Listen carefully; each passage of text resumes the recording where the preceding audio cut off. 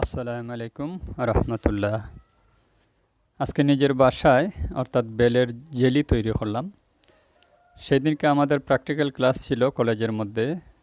Jelly অর্থাৎ আনারসের jelly বা বিভিন্ন ধরনের ফ্রুটসের জেলি কিভাবে তৈরি করা সেগুলো আমাদেরকে প্র্যাকটিক্যাল ক্লাস করানো হয়েছে। তখন আজকে ভাবলাম যে আজকে আমি নিজের বাসায় বেল দিয়ে জেলিটি তৈরি করব। তা আমি নিয়ে নিলাম একটি বেল।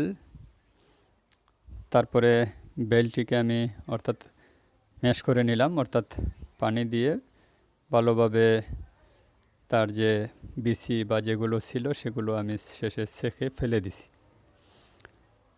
দিয়ে তারপরে আমাদের রেসিপি অনুসারে প্রয়োজন মতো চিনি, সাইট্রিক অ্যাসিড, তারপরে যে যে উপকরণগুলো আছে সেগুলো আমি পরিমাণ মতো দিছি।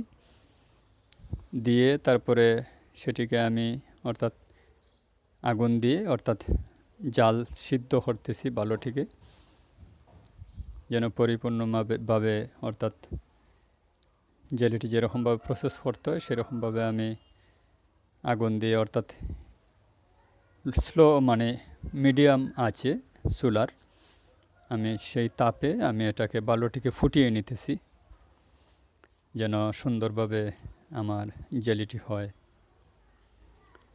তা আমাদের প্র্যাকটিক্যাল ক্লাসের মধ্যে যখন স্যার আমাদেরকে জেলিটি তৈরি করে দেখান, সেটি ছিল আনারসের পাল্প, অর্থাৎ আনারসেরও। তো জেলিটি অত্যন্ত সুন্দর হয়েছে, এত ভালো হবে আমি কল্পনাও করতে পারিনি। খুব সুন্দর হয়েছে, এত কোনো ত্রুটি নেই।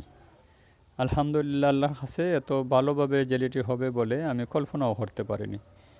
তো নিজের বাসায় আজ প্রথম জেলি তৈরি করলাম। ইনশাল্লাহ আমার জন্য সবাই দোয়া করবেন, আরও যেন সুন্দর করে ভালোভাবে কাজগুলো অর্থাৎ করতে পারি আর কি।